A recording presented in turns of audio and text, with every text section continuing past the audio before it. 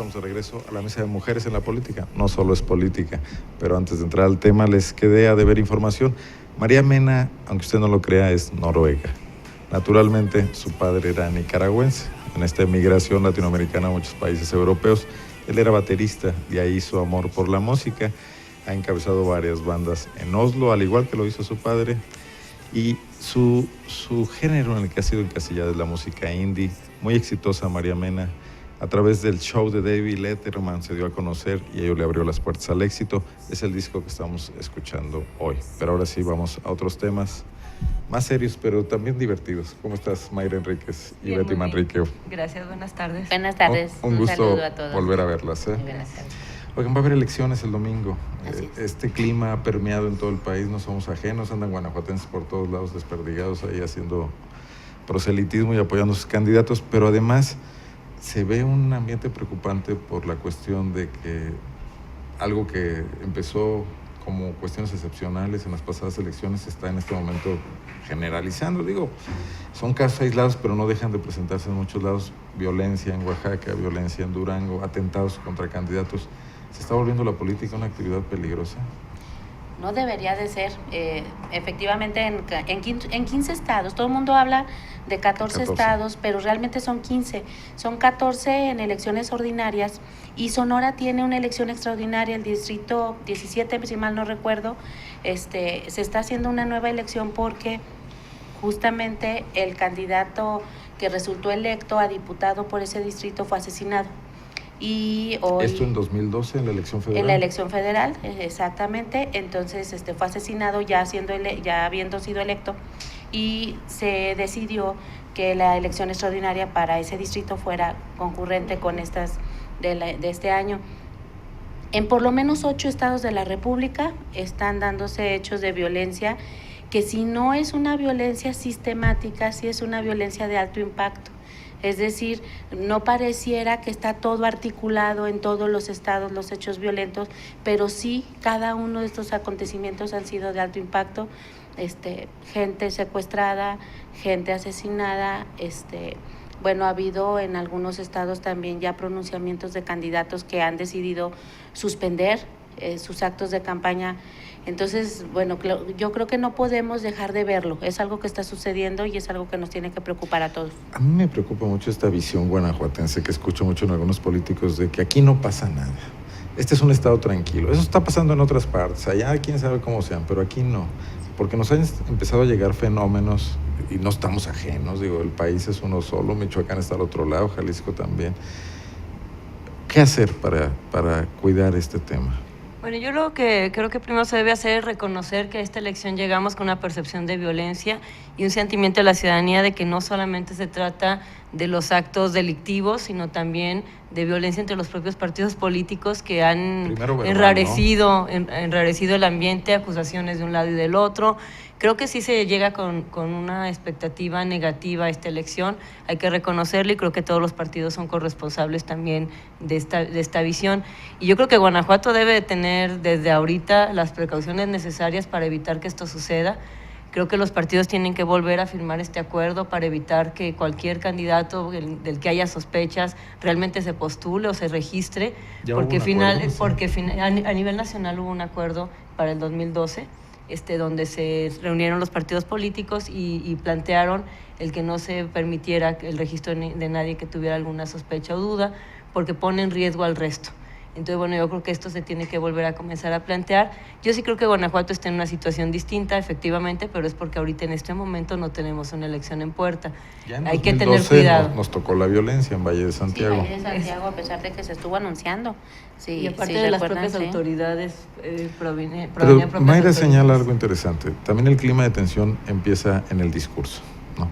Yo recuerdo 2012, se vivieron momentos tensos de intercambios de acusaciones ya en la recta final de la elección, ¿no? Y sí crispa mucho el ambiente. Los propios medios que somos observadores de repente nos sentimos en un campo de batalla. Esto que menciona Mayra, yo creo que sí tiene, hay evidencias suficientes como para que podamos reconocer que el activismo de los partidos políticos ha sido en un alto porcentaje destructivo y autodestructivo, porque ya hay de por sí una percepción y una sensación de hartazgo de la ciudadanía, y estos constantes ataques y después estas filtraciones con escándalos que están propiciando un ataque constante. Bueno, el Pacto por México, que pretendía, entre otras cosas, ser una especie de cama en donde se pudieran dirimir muchas cosas, bueno, pues ya tuvo la mejor necesidad. De mesa, ¿no?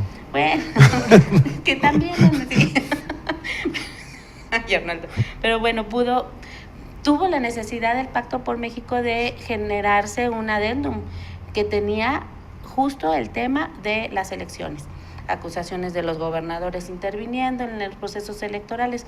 Ya de hecho no pudo ser posible la reunión de los 14 gobernadores con el secretario de Gobernación, con Osorio Chong, y bueno, pues ya creo que esa ya pasó y ya no se hizo. El encono social, aparte que se da en estos discursos, nos lleva a pensar que va a haber un conflicto postelectoral desde ahorita, sin conocer resultados. Baja California está tenso. Ya hay encono, ya la sociedad está dudando unos de otros, ya no se quedó solo el tema en partidos políticos, Mayra, entonces viene difícil. Ha habido una línea consistente de descalificación vía escándalos, ya sí, preparada por asesores electorales, como táctica y como estrategia, ¿no? Lo que no se ha visualizado es que a largo plazo perdemos todos. O sea, finalmente el descrédito viene para todos. Cuando se habla de PAN, pues somos todos los panistas. Cuando se habla del verde, son todos los del verde. Y igual, en todos los casos. Yo creo que es una mala estrategia a largo plazo. Puede funcionar a lo mejor para ganar 1 o 2 puntos en la elección, nada más. Pero el resto, yo creo que da más bien 8 puntos de abstención. Cada escándalo, cada descalificación. Entonces creo que tendríamos que estar analizando si este tipo de estrategia es válida, si es la que nos conviene como país y como Estado, como entidad federativa, o si deberíamos de verdad de hacer algo mucho más propositivo y más serio para presentarle a la ciudadanía. Sí, de ninguna manera se habla de que en aras a los procesos electorales se oculten corruptelas, desde luego que no. Es porque muchas de estas evidencias estaban guardadas justo para este momento. Entonces estamos nosotros mismos propiciando esta desconfianza, este efecto cortoplacista, pero que a la larga acaba perjudicando a todos aquellos que hacemos de la política el ejercicio pues de nuestra actividad profesional permanente o esporádica, pero al final del día es un descrédito para todos. La política tiene que ser una actividad que se busque darle nuevamente dignidad, es una actividad ancestral y que no vamos a dejar de hacer política. Hacemos política en muchos espacios, no solamente en la arena electoral. Entonces, a mí me parece que no estamos hablando en ningún momento de ocultar actos de corrupción, sino de no hacer uso del conocimiento o las evidencias de ello para tener algún beneficio a corto plazo. Y entonces, bueno, pues ahí también quien sabía algo y lo ocultó convenientemente hasta este momento, pues incurrió en un delito. Creo que al final también esto nos lleva a exigir estándares más altos en la ética de los políticos. O sea, no se trata de que todo lo tengamos que judicializar o llevar a tribunales o estar tratando de acreditar que hay corrupción. O sea, yo creo que ya debe haber estándares más altos. Si hay una sospecha, una acusación, yo me debería de retirar para que se investigue libremente, en lugar de utilizar también las elecciones como el mecanismo para encubrirme o para ver si vuelvo a tener fuero. ¿Pero quién da el primer paso? ¿Quién dice yo creo empiezo? Que es obligación de los partidos políticos. Porque aquí llegamos a terreno guanajuatense. Hemos visto la proliferación de las denuncias. Finalmente, después de mucho ruido en los medios, hay en el Ministerio Público, en algunos casos, ya denuncias planteadas. El municipio de León tiene algunas, no sabemos bien todavía, no se sabe contra quiénes van. En el caso del PRI a nivel estatal, sus diputados presentan otra contra quien resulte responsable, aunque lo anunciaron mucho que era para investigar a Oliva. Está en la mesa del Ministerio Público. Ahora, la gran pregunta es, ¿de verdad se va tras temas delictivos que puedan producir un resarcimiento del daño que sufrió la sociedad, o nada más tras el desprestigio? Porque acabo de ver lo que está pasando, lo que pasó en las Comisiones Unidas del Ayuntamiento, donde las fallas de estos funcionarios son bastante leves, realmente se desinfló el globo, ¿no? Entonces, bueno, le dio una obra a un primo por 400,000 pesos. Cuando ves que realmente los están ocurriendo otro tipo de cosas más delicadas, digamos todo lo que pasó en el ICEG. Ahorita estamos viendo, acabamos de reportear que el CEDIS está lleno de goteras, se inauguró hace 2 años, lo hizo José Luis Infante. Esos casos, ¿dónde están? Y lo que llega al Ministerio Público son casitos chiquititos o a las contralorías. Entonces sigue este doble discurso de utilizar la moralización de la política solamente como instrumento de propaganda y no hacer lo que tú dices, la seriedad para combatir la corrupción. Sí, bueno, aquí también tenemos que reconocer que la legislatura ha sido débil, eso lo sabemos como exlegisladoras, en el tema de los delitos cometidos por servidores públicos, pero además es complicado acreditarlo como un delito. Puede haber la posibilidad de que sea un error o que se pueda señalar que fue simplemente una irregularidad administrativa. Y efectivamente me parece que cuidamos los centavos y no los pesos. Yo creo que al final el tema es que los partidos políticos deben ser más responsables de las personas que tienen como representantes y también de los equipos de esas personas. Yo no creo que se valga que luego ya nada más se hagan a un lado y bueno, es un asunto contra un funcionario y ya nadie mete las manos y todo el mundo se hace como que no supieron por qué llegó a ese cargo. Mira, creo que debe haber más responsabilidad de los partidos. Esto que pasó, hoy lo estamos sacando a la luz pública con el funcionario que compró los megáfonos, ¿no? Ocurrió en la administración de Miguel Márquez. El 31 de diciembre este señor hizo el hecho que aquí denunciamos de que los compró 3 veces más caros. Sale a la luz pública el tema, la Contraloría dice que se va a tomar 30 días para dar una respuesta, se presenta una denuncia al Ministerio Público, pero en todo ese ínterin el funcionario renuncia, es más, creo que hasta lo liquidaron y desaparece. Son sus empleados los que están yendo en este momento a declarar al Ministerio Público, pero todo ese proceso está en la opacidad, no sabemos qué es lo que está el Estado acusando en el Ministerio Público, qué respuestas, se acogen al tema de que ahora con las nuevas reforma penal no se puede dar a conocer información al proceso acusatorio, pero este cuate ya eludió la justicia. Y la ley de responsabilidades también en el caso de las inhabilitaciones establece un máximo de inhabilitación. Entonces, bueno, yo sí creo que es un tema que tienen que revisar desde el punto de vista legislativo, pero también desde el punto de vista práctico. O sea, ¿qué responsabilidad tiene quien lo nombró, quien lo ratificó, lo dejó allí, quien no hizo un proceso ágil? O sea, creo que se tiene que hacer una revisión completa en este tema y en todos, porque si no parece puro discurso y luego los ciudadanos se desilusionan más, porque ya habían oído que había corrupción, pero a la hora de las sanciones no hay nada. En el caso concreto de lo que sucedió el día de hoy, se tuvo que, las sanciones se tuvieron que manejar en el marco de lo que marcaba la ley en su momento. Hoy la ley es un poco más rígida, un poco más severa en cuanto a las sanciones, pero aún así. Y a mí me parece que hay el otro caso elemento. de Salim, que es muy ejemplificativo. Exactamente. O sea, la única irregularidad por la que se acusa a Salim es por haber desobedecido. Ni siquiera haber consultado al Consejo. Exactamente. Y obviamente ahí la sanción, pues la más grave que puede haber es mínima. Pero ese no es el único caso en el que hay dudas, ¿no? O sea, si a un asesino lo juzgas, no sé, por haberse robado un reloj, pues por obviamente. Por la puerta antes de entrar y comentar el asesinato, por decir. No estás juzgando aquí me parece que hay otro elemento que tenemos que considerar y es la falta de autonomía que tiene el Ministerio Público, que depende de la Procuraduría del Estado. Me parece que las procuradurías, mientras sigan teniendo esta línea directa, aunque vengan ratificados o no por los congresos, aunque tengan algún otro elemento de control, a mí me parece que al final del día hay una línea directa entre el Ejecutivo, uno de los poderes, y el ente encargado de perseguir delitos. Y esta falta de autonomía sí incide mucho en un poco quizá no alienta lo suficiente a que se presenten las denuncias, porque además, vemos que las sanciones casi siempre que se dan a la luz pública rondan en los términos que tienen que ver con faltas administrativas, como lo mencionaba Mayra, pero difícilmente estamos viendo aquellas que puedan tener una responsabilidad civil o penal, ¿no? En donde ya la libertad está en entredicho o el patrimonio. Pero bueno, también aquí yo quisiera mencionar otros órganos de control, como el órgano de fiscalización del Congreso, ¿no?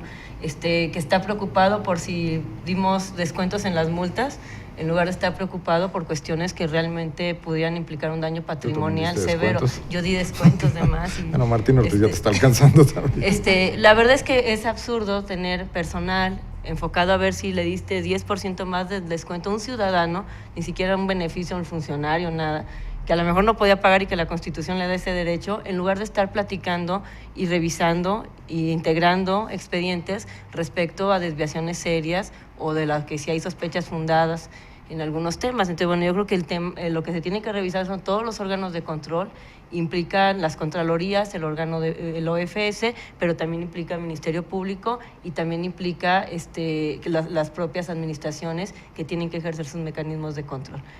La Secretaría de la Gestión, creo que y de transparencia, creo que finalmente es todo un sistema que no está funcionando y que nos debería de hacer pensar si vale la pena que sigamos denunciando, desacreditándonos y que la ciudadanía vea que al final no pasa nada. O sea, un Estado que tiene encima un conflicto, porque la violencia que estamos viendo en las elecciones no deja de derivar de esas zonas donde el Estado ya no ejerce control, ¿no? Ocurre en muchas entidades de ese tipo de cosas. Pero el Estado no se está fortaleciendo con lo que tendría a su alcance, que sería con la democracia y con la transparencia frente a sus ciudadanos de que sí los está representando. Y permea la impunidad. O sea, si un funcionario puede robar, entonces todos los ciudadanos también, ¿no? ¿Qué? Cada quien en su nivel y en su modo. O sea, finalmente no es me un puedes tema decir cultural. que yo no me meta... Es un tema cultural donde si desde los gobernantes no hay ejemplo, La mayor pues crisis para abajo es la de los menos, policías ¿no? comunitarios, ¿no? Sí, claro, de la eso yo creo desconfianza que del fue Estado. la evidencia más, la evidencia más extrema de me cuido solo, ¿no? Y después viene aparejado de la desconfianza de ¿y tú quién eres? Porque te estás organizando, porque si te hay estás alguien cuidando detrás de solo, ti, quién está si atrás de ti. representas a un grupo, un cargo. Están quitando al Estado, que tiene, bueno, pues, de acuerdo a Max Weber, pues es el que tiene el monopolio del uso de la fuerza, ¿no? Entonces, ¿por qué me estás quitando? ¿Quién está atrás de ti? Entonces, realmente creo que sí es importante. A mí me parece que como país estamos prendidos de alfileres en muchos temas y que sí necesitamos asumir con muchísima responsabilidad todos, ¿no? Desde luego hay una mayor grado de responsabilidad quienes ostentamos cualquier cargo público o que estamos en espacios de influencia, pero todos los ciudadanos, todos, tenemos también esta obligación de modificar la manera como estamos viviendo cotidianamente la vida en sociedad, nuestras actividades democráticas, nuestra participación en los espacios públicos. Hace ratito que estaban aquí con Irazú, bueno, si nosotros no ocupamos los espacios públicos, los van a ocupar los malos. Así de sencillo, y nosotros encerrados en nuestras casas y bajo llave. Tenemos que salir a la calle, ocupar los espacios públicos, hacer de la ciudad un espacio democrático en donde todos estemos, todos participemos y bueno, la parte de la vigilancia tendrá también que incrementarse con los controles del ejercicio del poder. Un último tema, León. La confrontación partidista tiene efectos. Ya se va Fortino Batres del PRI, se piensa poner ahí a tu compañera Verónica García Barrios. Parece que Línea Altamirano está de alguna manera, no sé si teniendo éxito, pero provocando reacciones. Pero ¿no nos lleva esto a una nueva etapa de confrontación? Sé que tú estás ahí un poco metida en el tema. Estoy ahí. Tú también, que fuiste el miércoles ciudadano. Pero ¿cómo ven tomando un poco de perspectiva? ¿Se avecina? ¿Será 3 años de confrontación PRI-PAN? Yo espero que no. Yo creo que finalmente todo el mundo estamos empezando a asumir nuestro papel. Yo creo que el tema del miércoles azul no es una confrontación. Finalmente, si la administración funciona súper bien, no va a tener éxito y no va a tener sentido.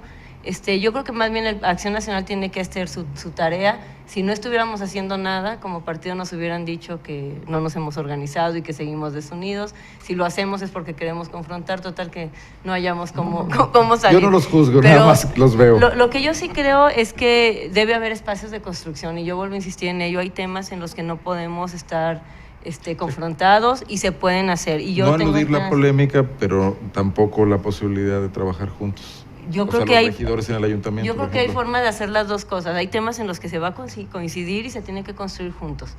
Y hay temas en los que evidentemente sí la posición es distinta y el mensaje a la ciudadanía es tenemos forma distinta de hacer las cosas. Pero no solamente nada más. de PRI y PAN, o sea, esto puede las diferencias de opinión, las maneras de pensar o la visión que se tiene de ciudad, puede haber diferencias desde los organismos empresariales que son tan activos en materia de política. Tú como Partido Verde y cogobierno en León, ¿qué piensas, por ejemplo, de que Fortino Batres vaya a la administración municipal? Poco como vemos desde fuera, solo para sacarlo del PRI. Yo la verdad es que no tengo ninguna información oficial, tengo notas en donde hay un regidor que expresa eso. Oficialmente a nosotros no se nos ha dicho nada. ¿Qué pienso? Pues que ese concretamente del que hablan es un espacio de labor muy especializada, muy puntual. Creo que también algo había mencionado de desarrollo social. Entonces, esto no es un asunto de a ver qué huequito encuentro ahí para acomodar a un amigo. No, bueno, o sea, la idea es porque en el pecado pueden llevar la penitencia. Que seamos profesionales a la hora de desempeñar cualquier cargo, cualquiera, el que sea, ¿no? Entonces... Pero hay perfiles, Betty. Por supuesto. O sea, desempeñarlo con profesionalismo implica que tienes el perfil adecuado. De hecho, por ejemplo, me parece que el lugar al que lo están mencionando es el de los más difíciles. La relación que se tiene que mantener con los grupos en mercados es muy complicada. Ojalá que no salga mal el experimento, pero también puede resultar mal el experimento de que un miembro del ayuntamiento esté dirigiendo un partido.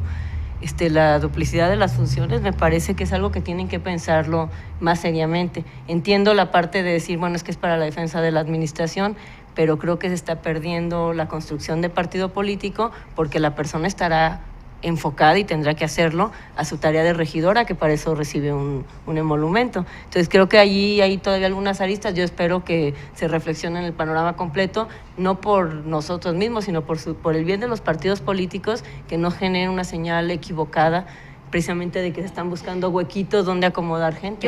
Yo creo que la confrontación es natural. O sea, el que el partido que hoy está en la oposición esté actuando, a nadie debe de espantarnos, al contrario, yo creo que esto construye mucho. ¿Te apoya? Porque además te alerta mucho, ¿no? Exactamente. Y bueno, hay como muchas fuerzas moviéndose, porque no son solo los partidos políticos, están todos los organismos que ejercen algún poder y que tienen alguna influencia, los poderes fácticos, tenemos a los empresarios, a las iglesias, tenemos los propios medios de comunicación, todos están actuando, todos están ejerciendo presiones, cada uno impulsando los intereses que legítimamente tienen que representar, pero lo importante es ser capaces de después de la confrontación, que puede ser hasta muy álgida, ser capaces de sentarnos a dialogar y revisar qué es lo importante y qué es lo necesario y lo pertinente para la ciudad. Y ahí es en donde no tenemos el derecho de perder la brújula.